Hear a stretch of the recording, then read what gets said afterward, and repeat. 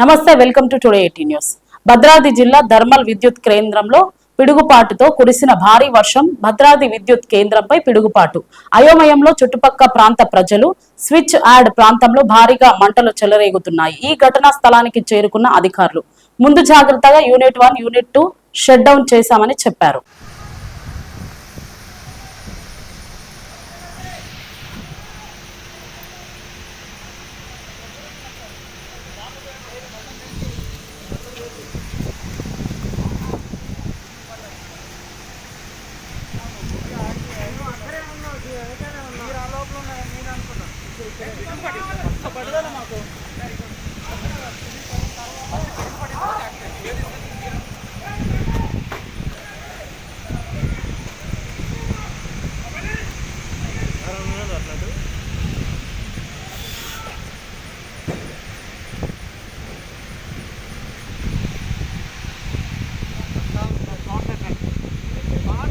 పిడుగు సెకండ్లో పడిపోయింది.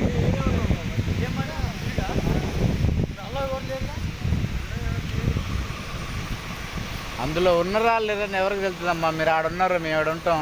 వాళ్ళు ఎవరు ఉన్నారని ఎవరికి తెలుసు? అంటేసింది, వెళ్తూరు వచ్చింది ఆల్రెడీ.